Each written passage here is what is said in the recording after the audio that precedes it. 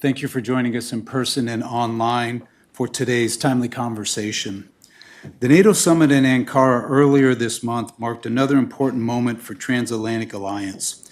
Leaders reaffirmed commitments to higher defense spending, announced new military assistance for Ukraine, and took additional steps to strengthen collective deterrence amid Russia's ongoing war with Ukraine and intensifying strategic competition with China. Yet the summit also underscored larger questions about the future of European security, burden sharing within the alliance, and America's evolving role as sustaining transatlantic stability. We're fortunate enough today to have with us Congressman Mike Turner, who was in Ankara as part of a bipartisan congressional delegation that engaged directly with allied leaders and policymakers during the summit. Congressman Turner is an Ohioan through and through. After practicing law at Dayton for 2 decades, he served 2 terms as mayor before he was elected to Congress in 2003. He represents Ohio's 10th congressional district and serves as a senior member of the House Armed Services Committee while also serving on the House Oversight Committee. He previously chaired the House Permanent Select Committee on Intelligence, where he oversaw some of the nation's most sensitive intelligence and national security matters. Throughout his congressional career, he's been a leading voice on NATO, transatlantic security, and support for Ukraine. Joining him is my colleague, Hudson Senior Fellow Dr. Rebeccah Heinrichs. Rebeccah directs Hudson's Keystone Defense Initiative and recently returned from Ukraine, where she assessed frontline realities and alliance support efforts firsthand. She's a leading voice on nuclear deterrence, missile defense, and American strategic policy, and her analysis helps shape debates on strategic alliance and national security every day, and she's also from Ohio. Together, they'll discuss the Ankara summit outcomes, the state of the NATO alliance, implications for U.S. leadership, and European security. Please join me in welcoming Congressman Turner and Dr. Rebeccah Heinrichs. Well, thank you all for being here with us for this really timely conversation. We're really privileged to have the Congressman here with us to talk to us about the summit. So I'm just going to kick it off with that, and just, Congressman, if you could just tell us, what do you think the big headline is coming out of the NATO summit?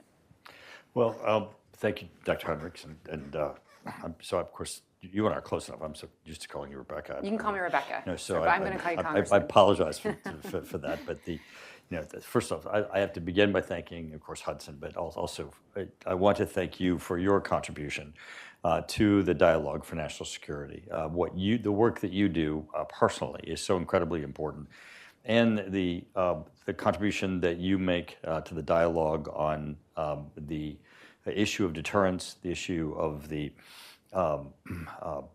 NATO and the Atlantic dialogue, and really, a strong national defense is so important. And you take up these issues both for Congress and for the Pentagon and for really decision makers, and thank you for your contribution to that.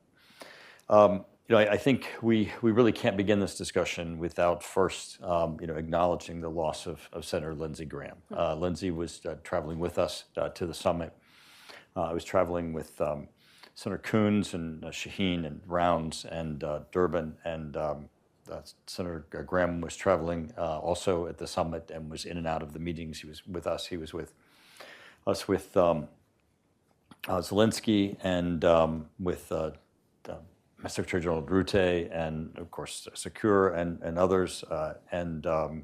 His contribution is just enormous to the issues of not only just our nation's security, but also the issue of NATO and Ukraine, and some of the legacy issues that we'll be trying to address this year are his. And he leaves us a very strong to-do list this year as we'll try to complete those. So coming out of the NATO summit, one of the things that, as we talk about what happened and to some extent what didn't happen, I'm struck by the fact that I think it's almost newsworthy that what came out of the NATO summit is the issue of stability. There are actually articles that are written that the communique that came out of the NATO summit was boring. And it's like, I don't think that was boring. I think it was exciting. It was exciting that there was such a coalescing around such important issues. There was an incredibly strong statement, a multilateral statement of all of the allies on on Article 5, but on Ukraine. One of the strongest statements on Ukraine, I think that the administration has even stated. Then there was the statement of multi-year funding from our allies with respect to supporting Ukraine and the United States' efforts with Ukraine. And then the administration was able to obtain a very strong statement from our allies with respect to Iran, and that Iran shall not have a nuclear weapon, and that the Straits of Hormuz will be international waters. And those are very, very strong statements. But also there were a number of things that came out of the summit that I think are legacy issues of this summit, and that is the things that happened around it. The president of Syria came and made very strong statements that he is not under the orbit of Iran, and he was not, he was breaking from Iran, had many bilateral meetings that were incredibly important. Turkey, in addition to the fact that they hosted the summit and embraced their bilateral relationships as part of the multilateral relationship of NATO. Many of those relationships, remember, they were balking as people were entering NATO. They embraced fully, had a very, very successful summit. They made an announcement that they want to re-enter the F-35 program and to solve the problem of the S-400s being an impediment. That's a huge development. You had the president meeting with Zelensky, and not only making a number of policy decisions or the announcement of what might resolve into some real advancements for Ukraine, but even saying he had a very good meeting and that he thought that Ukraine was making advancements on the battlefield and that he thought the advantage was for Ukraine. And then with respect to Patriots, saying, I think that we ought to allow them to have the technology to be able to license and make Patriots, and then saying that we're going to enter into a data agreement with them with respect to drones, where we've been cooperatively working with them. So, here you have a number of ancillary discussions that were happening around the summit that showed that a NATO summit could be this site where people are, as a magnet, come together and do a number of things. So, I think it showed that this was not only a summit where NATO accomplished a great deal, but other nations felt the need to come there and make announcements and do deals also. I wanted to dig a little bit into what the Europeans are actually doing in terms of their defense investments. You mentioned the Patriot deal, where President Trump is now going to authorize, it's not NATO, but it's Ukraine to be able to produce their own Patriots. But the Europeans are also making it's not just about rhetoric or communiques. I mean, over the last couple of years, especially, the Europeans have really stepped up for their own defense industries and in allocating budgets to buy American weapons. So can you give us your sense, coming back from there, on how encouraged you are, or if you think look, we got to keep the pressure on to make sure Europeans continue to do this, or do you think that they really are just going to move in the right direction and that trajectory is going to continue? Well, this is again another huge win for President Trump with respect to the relationship between the United States and NATO. If you recall, in prior administrations, it was very, very difficult to get our NATO allies to even reach their agreed 2% of their GDP spending levels that they had agreed at the Wales summit. This was not a U.S. imposed amount of spending. This is what they had agreed at the Wales summit. And they were not making those levels of spending.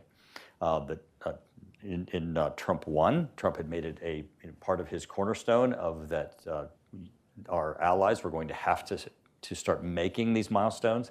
Now, as part of Trump 2, he has said We're going to raise that to 5%. All the allies agreed to it. No one thought the allies would agree to it, that NATO would rise to that level. And now our allies are putting together a plan to do so, and that investment level is also being focused on production and investment. And a part of that, as you just indicated, is, of course, with respect to American weapon systems, and also shifting to this new technology that we're seeing of the shift in the battlefield as a result of what has happened on the Ukraine battlefield. So this technology shift, this interoperability, this investment in American weapon systems is going to be very, very important. It also lowers our overall costs, allows us to go to the next generation of weapon systems. This is very, very important investment in both our allies going forward in both volume, stockpiles, munitions, weapon systems, but also capabilities that will also be U.S. transition to U.S. capabilities. So this is really interesting, because I thought there's been some national security commentators or analysts, they look at what the Europeans are doing and say, look, the Europeans are pulling away from the United States because they're building their own defense industrial bases. But if you look at what they're also buying through the Pearl program, they're also buying American weapons. In other words, everything is increasing. Yes, their own defense industrial bases is increasing, but they're also increasing American weapons, their purchase of American weapons.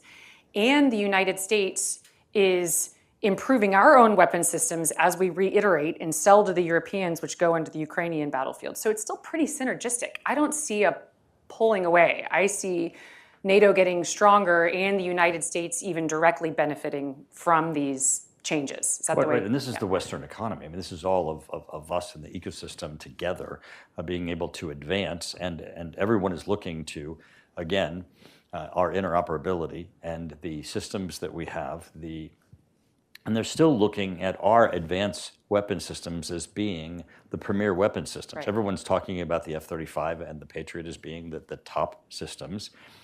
And those systems are the ones that we're all looking at. How do we lower costs? How do we increase productions? How do we get greater munitions? But also then, for the drones and drone capabilities that we're seeing that are advancing Ukraine on the battlefield, how do we implement that across the board so that all of our allies in the United States can implement those new technologies so that as we look to the battlefields of tomorrow, we're ready.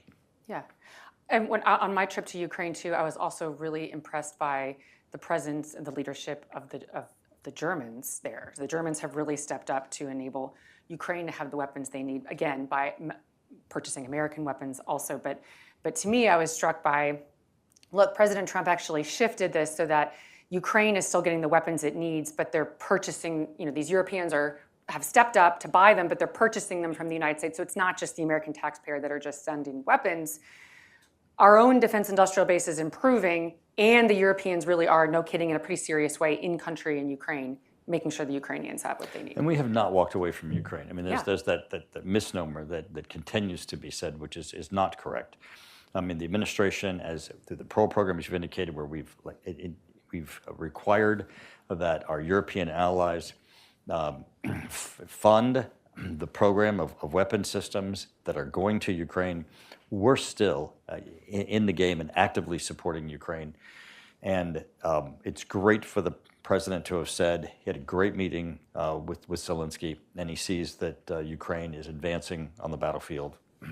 This gives us an opportunity, which is what President Trump's goal all along has been, for an opportunity for peace negotiations to go forward. Yeah, and to work. And so now yes. Ukraine is doing so well on the battlefield. Europeans are stepping up in a major way, and the Russian economy is now really suffering. And so it looks like we're in a much better place to sort of take another bite at the apple to get a ceasefire. And Lindsey Graham made the case in our meeting with President Zelensky, and he made the case when he got back. The House has already passed legislation to provide sanctions against those who are buying Russian energy.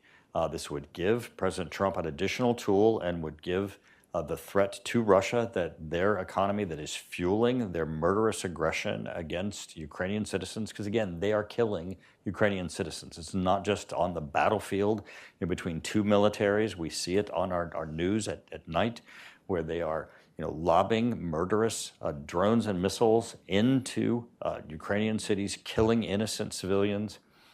This has got to come to a stop. One way to do that is to place sanctions against their energy sector, gas and oil, and give it the opportunity to have a cost that would make it more difficult for them to fuel their military that's fueling this military aggression. Yeah, exactly.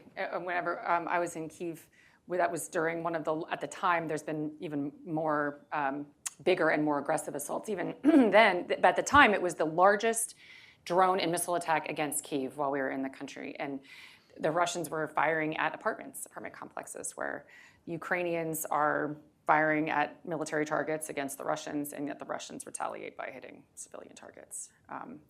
And Secretary Rubio made the point, I think, very recently, actually, in a congressional hearing where he said, look, like to your point about U.S. leadership in Ukraine, we are sanctioning only one side, and we're helping only one side, and that's the side that we would like to enable to end the war on terms that are good for Ukraine and good for NATO.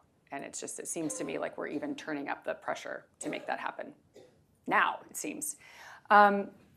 What is your, so you already mentioned this a little bit. How do you see the U.S. role in NATO? Again, just to explain it to everyday Americans, they say, like, does NATO really even matter anymore? I mean, Russia, look, if Ukraine is having these successes on the battlefield, is Russia really that strong? Does Russia pose a threat to the United States? Why does the United States need to keep this leadership role in the NATO alliance? How would you respond to that, and how do you see where our role in the alliance stands today? Well, in NATO, when you look at all of our allies, someone still has to lead, and that is still the United States. And when we have testimony before the Armed Services Committee, and we have our military is testifying as to what we're accomplishing around the world, I always ask them the question of, tell the committee how we're accomplishing this worldwide footprint, this worldwide presence that we have. And usually some portion of our ability to have an effect that is a worldwide footprint, a worldwide accomplishment, is because of our NATO allies and our worldwide footprint. Even what we're doing today in the Middle East, what we're doing in Africa, what we do in Europe, what we do around the world, even intelligence gathering that affects the Indo-Pacific, our operations around the world are in part always supported by what we have in our footprint that includes our operations that are embedded in part in what we're doing in NATO. So our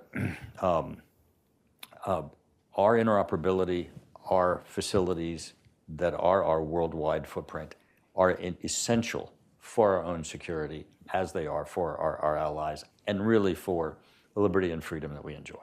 Yeah, I mean, I explain to people, look, if the United States is a superpower, we are a superpower because we're able to project power so far from our shores to keep everybody here back at home safe.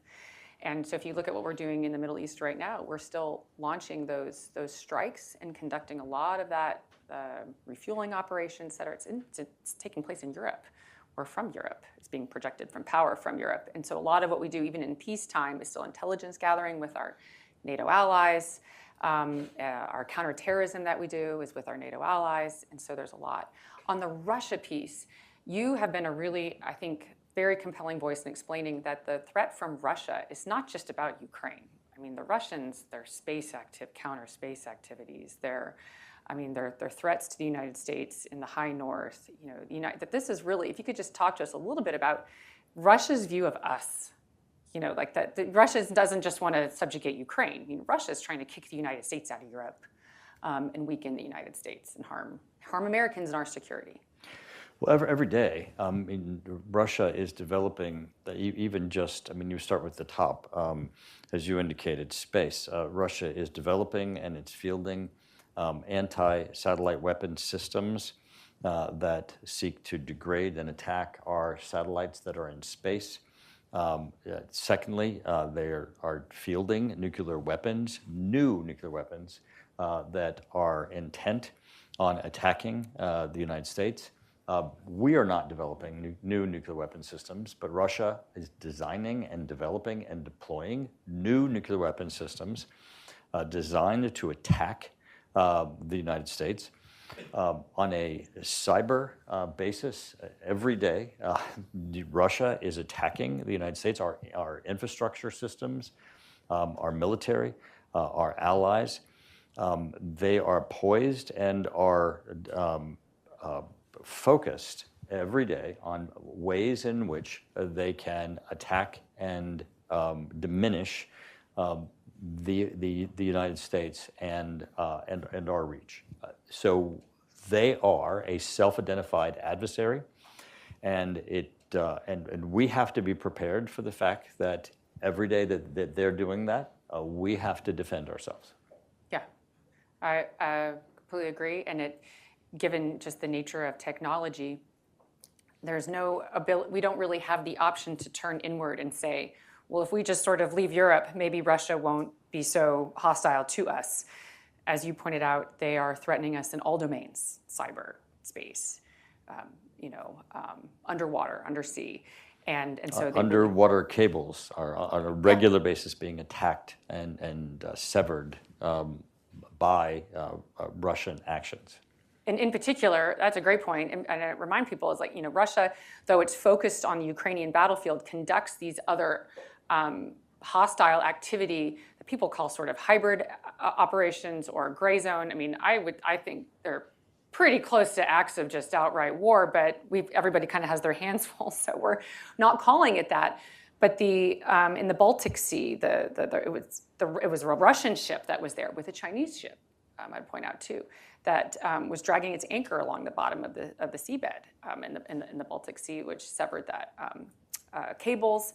And so they're doing it there, and they're increasingly collaborating with the Chinese. So even though Russia is a much weaker country militarily or economically than China, they're focused on these particular means at which they can target the United States and our core interests. We just have to be prepared. When someone identifies themselves as our adversary, we have to be prepared.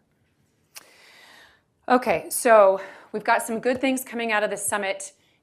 You mentioned too, it's not even that the communique had some great stuff on commitment to Article 5, really strong language on that, good stuff on Iran that the NATO alliance wants to help with.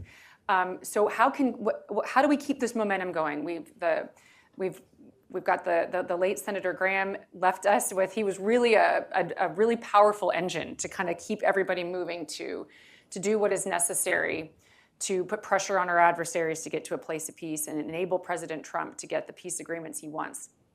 So what do we do? What do we do to keep this momentum going? And what can Congress do in particular?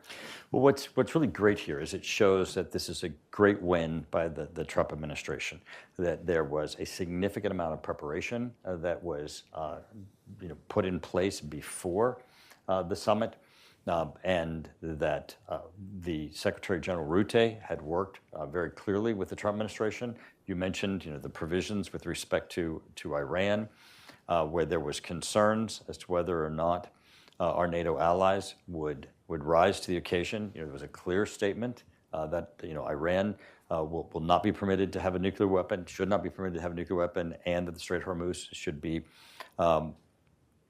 open and navigable free waters. Those types of statements and the language in the communique having been negotiated is the type of win that shows that the administration works not only just with the Secretary General, but with all of the allies, leaving, I think, the great opportunity to continue that work post-summit, to now that it has many of those allies working toward a plan for the 5% of GDP spending on defense, the issue of increased spending on munitions, hardware innovation, shifting to the drones and technology. Now we have to be able to deliver to them, I think, opportunities in a plan. And I know the Pentagon is actively working to be able to deliver them opportunities for spending those additional dollars and giving them incentives to be able to reach those dollars with a plan for those spending opportunities. That's going to deliver real opportunities for NATO to transform into that next strengthened opportunity of a very, very strong ally. Yeah, I even have this, the language from the communique here, which is on Iran, which I think is just really strong, to your point.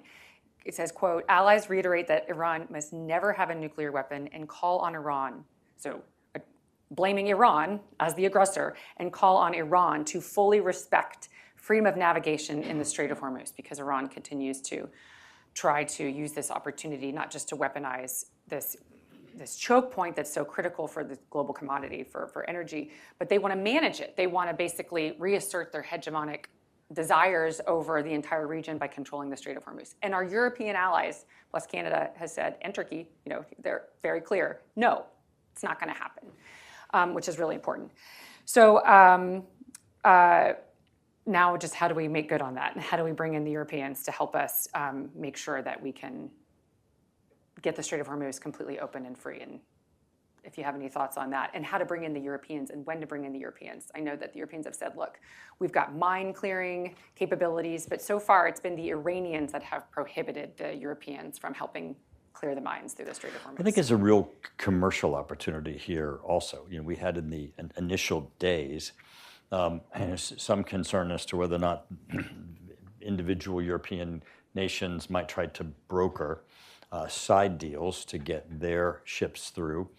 And those ships are headed toward, in part, Western markets.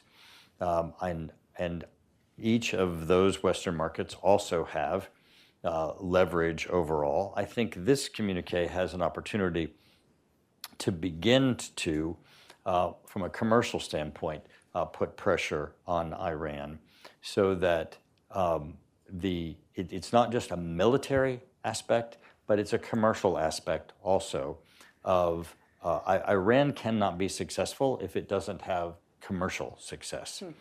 And it has to be told, one, there is not going to be control over the straits in any way that's going to have tolls or any types of assessments, but also you're not going to be commercially successful from your energy sales are not going to be successful if and they're going to be tied to whether or not you're going to recognize that the straits need to be free. The other thing I thought was remarkable, to your point about other individuals who were at that NATO summit actually doing work. So the new leader of Syria, Secretary Rubio has been very busy sort of diminishing the value of the Strait of Hormuz too. So you see now the United States making deals with Iraq and then also Syria and trying to get other European. Basically, it's the West. It's the West working together to coalesce behind the United States in order to isolate our shared adversaries. It was really a working NATO summit that actually had, no kidding, deliverables, I thought. And that dialogue makes a huge difference. When a group like this is working in unison, it has a tremendous impact. So then what would you say for critics who would say, okay, but there's all of this, the president's rhetoric is so unhelpful, and he makes these different remarks and threats, and so the NATO is diminishing. How do you respond to that in light of all of these successes here? Well, I think the great response is to communicate, right? That's what I love about the issue of rhetoric, because here you have the rhetoric, right? Donald Trump makes extreme rhetoric statements, and this is the Richter scale of rhetoric. But the reality is then you have plot the policies that come out of the administration. The policies plot actually very linear. And I think what you see so many times is that the rhetoric is intended to pull or push. And people are pulled or pushed in a different direction based upon perhaps where they want this line of the policy to go, which in turns out to be then linear. What's also interesting is to see the various people who jump off whenever the rhetoric either peaks or shallows. And that's always interesting because sometimes those people are in his own administration, right? Some people go, amen, amen, and those people embarrass themselves. And some of these people absolutely also freak out on the outside, and those people embarrass themselves too, because the Richter scale of the rhetoric it usually doesn't always reflect reality. The reality is this plotting of the what usually is relatively linear policies. And if you actually, all the way back to Trump 1, even on Iran, went to plot the policies, it's actually relatively linear. This summit communique and what's been happening with NATO, if you get rid of the rhetoric and just plot what's been happening, it's very, very linear. For example, I'm the head of the NATO Parliamentary Assembly delegation from the U.S. Congress, and I got many calls when there were news stories that were coming out that the White House was considering withdrawing from NATO. Now, mind you, there was no Trump quote that there was a statement of we're going to withdraw from NATO. Well, it was also the very same day that the Pentagon sent over the budget to Congress that actually had an increase of our commitment to NATO, an increase of European presence of troops. So that's why Congress was quiet. It's because we weren't jumping off on the reporting of issues of rhetoric. We were watching the plotting of the policy curve, which was actually quite linear. The budget was part of the policy linear plot, which said, this is straight. It's also interesting too, because when there has been, your point about how even some people in the administration tend to get it wrong sometimes. And when that has happened, I can think of quite a few. I can think of a few too off the top of it. When there have been moments where I thought, this doesn't seem right. Like we're going to block a U.S. troop deployment to Poland. Yeah. That doesn't seem like what President Trump wants. Just right. So when those sort of outlier things have happened, very calmly, or maybe not so calmly, but maybe calmly publicly, Congress has been able to say, look, Mr. President, this is going on. This is inconsistent with your other priorities. It undermines what you've been saying. And then it gets fixed. Right. Or sometimes Congress has to keep the pressure up to make sure that the building does do exactly what the president wants. I can think of another one where there was the pause in sale of the Tomahawk weapons to Germany. But President Trump has wanted the Europeans to step up. We're still going to keep the coalescing role we've played as a leadership role in Europe, but we want the Europeans to do more, especially on conventional defense, and so we want the Germans to have Tomahawks. And then I saw in the news that somebody in the building was ending that sale, and President Trump talked to Chancellor Merz in Ankara. Chancellor Merz said, we'd like Tomahawks. You said we were going to get them. Trump was like, sure. I mean, you got to get in line. Everybody wants Tomahawks, but we'd be happy. So I thought that I think that is a very very supported by the evidence, the point that you just made, that on the policy that continues to be delivered, it's pretty consistent from Trump 1 even on these issues. And it's hard to argue that NATO is not going to be much more capable now at the end of Trump 2 than it was even the beginning of this term. In retrospect, when you look at the actual linear policy of the administration, what's extraordinary is the linear aspects of the policy accomplishments. I mean, one of the reasons why Secretary General Rutte has got to be excited is he's been one of the most successful Secretary Generals of NATO, because not only is he going to be able to say, not only did I get everybody to 2% that no one was achieving, getting the nations to achieve the Wales Agreement, but I'm part of getting them to go to 5% that no one would have thought they would have done, and I'm likely to get them there. That's pretty extraordinary.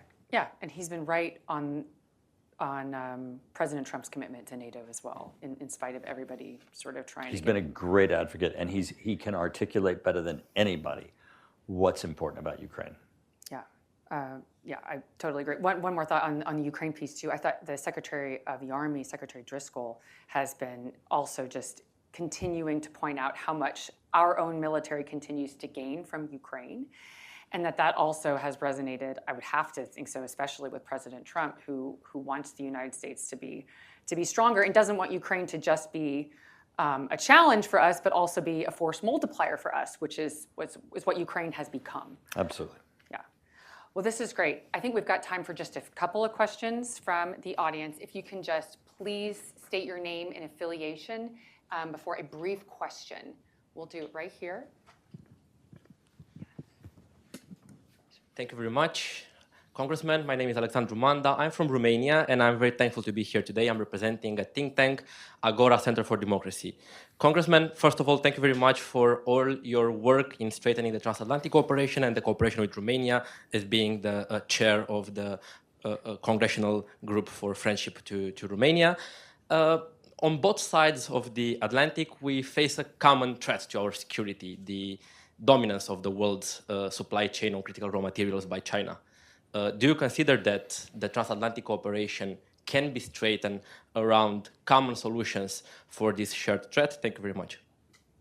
Thank you. Well, certainly China remains a pacing threat in so many issues, and the both in data issues, AI, in what we see in hacking. In just even this, our security for our data, in sourcing, as you have said. And I think that's certainly in the defense side, one of the reasons why, as Dr. Heinrichs was saying, is we go into this period where we're going to have increased spending in NATO, where it's going to be very, very important that we work cooperatively on our increased productions, because we're going to have to be looking at those areas where we have vulnerable supply chains and try to find ways where we can cooperatively identify areas where we individually excel and that we individually invest to ensure that we can plug in those holes. So very good point. Really, really great question. And also kind of goes back to, if we could make a list of all of the reasons for Americans that Americans should care about NATO, it's not just our forward projection and our ability to project power there. It's also that we want our alliances to do things like eschew dangerous supply chain vulnerabilities. And if we're gonna get the Europeans to not, jeopardize our own supply chains with buying Chinese parts, then you also have to, strengthen the alliance in other ways that are good for them too. So it's very, very helpful to have all these alliances collectively together. And one more point on Romania. I believe it was Secretary Rutte who said it was Romania that even temporarily closed its civilian airspace in order for us to increase the number of warplanes that we need to get through for Operation Epic Fury. So there's other ways in which our European allies have been instrumental, and that was an example. Right. Well, if you look at, for example, tanks, like for Romania, tanks are cheaper, and we have greater technology because our allies are sharing in the production of tanks. The F-35, same thing, technology, and the costs are cheaper because we're able to advance the production because we're doing it all together. Collective economies, collective defense industrial bases, it's very useful. Yeah, right here. You can just wait here. We'll just say your name and affiliation, and then a brief question. Hi, I'm Joe Clark from the National Council on U.S.-Arab Relations. You mentioned how the administration was fully behind Ukraine, but about a year ago, that wasn't necessarily apparent. The U.S. In February 2025 vetoed voted against the UN resolution condemning Russian aggression. Just a year ago, Trump said he was on, and I quote, nobody's side regarding the Russia-Ukraine war. And of course, there's that much publicized spat between Zelensky and Vance. But as we've seen, that's changed. Does this represent a change, an actual change in the administration's policies, or were the policies always consistent in that rhetoric was meant to achieve something else? Well, you sort of answered your own question, didn't you? The United States was always supporting Ukraine and Ukraine's efforts, and in the efforts of NATO and NATO's supplies, and working with our allies in supplying weapon systems and defensive weapon systems to Ukraine, the United States assistance was essential. We'll do one up here in the front, right here in the middle. First of all, thank you so much to the both of you for this conference and this talk. I'm Aitan Monet. I'm about to start law school in Durham, and that's my Congratulations. affiliation. Thank you. In the context of Taiwan and NATO, we saw South Korea for the first time coming to the summit, and we saw like more cooperation between the Europeans, Americans, and partners in Asia. How do we ensure that continues? Obviously, there's the famous moment between the Korean and Japanese prime ministers playing the drums together. How do we continue that cooperation long term so it's not a temporary thing? It can blow up over, for example, a court case that happened between South Korea and Japan a few years ago. So, I mean, this is one of those cool things that I was talking about, is that this summit has become this scene of bilateral meetings and multilateral meetings around the summit, that for which additional announcements and additional work is done, while you have all these world leaders and ministers of foreign affairs, our Secretary of State, ministers of defense that are there. There's a tremendous amount of work that gets done that's not necessarily just the summit and the summit document itself, but that involve all of those individuals that are there. So the synergy of these world leaders coming together, and the fact that the United States is there, causes so many other derivative actions and work to occur.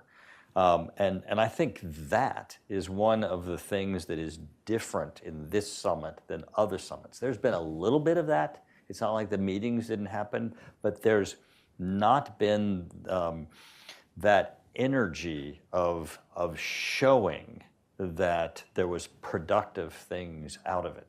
So that, like, you, for example, can cite something that you saw that happened.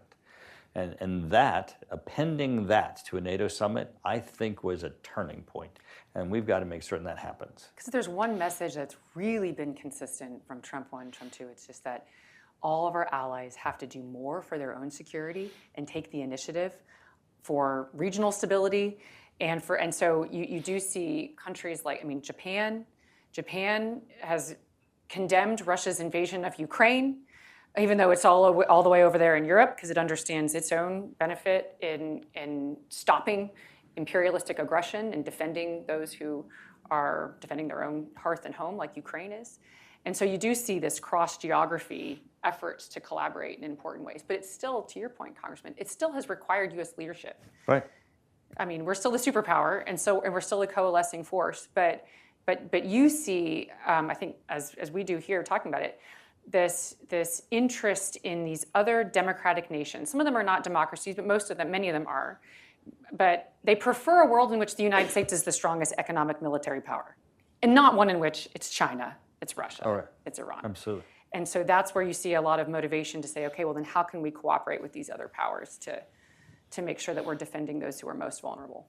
Right. To give you an example, so I'm sitting with the president of Syria, with the 4 other senators, and as you just described, I'm thinking there was a time when people were saying, is NATO brain dead? And he wouldn't have been coming to the NATO summit if people's view was NATO's brain dead. People were coming to that summit because they had other things they wanted to achieve at a meeting that they saw as valuable. That's important. And that the United States was still very much engaged in that region. So Yes. This notion that the United States is withdrawing, you wouldn't, if that were true, you wouldn't see all these other people coming to actually get things done. The last point on this, I find remarkable, if you just even look back over the last 20 years. The fact that you had these other powers in the Middle East that just even a couple of years ago were proxies of Iran. Right. And he made that point over and over again. Of Syria? I am no longer with Iran. And now you see Iraq, the Iraq leader now working with the U.S. State Department for all of these energy deals and potentially getting a pipeline that could bypass the Strait of Hormuz to cooperate with Syria. I mean, you do see these countries now that say, look, the United States has this muscular presence in the region, a leadership role. And so we're going to now look for ways to collaborate together to isolate our shared adversary rather than sort of just like hedge and make do with the fact that Iran's just going to be a powerful country. It's remarkable. They're isolated. And yeah, I would say they are isolated. Okay, I'm sorry there's more questions, but I want to respect the Congressman's time and all of yours. Please join me in thanking Congressman Turner for his leadership and for his time here. Thank you. Thanks for having me.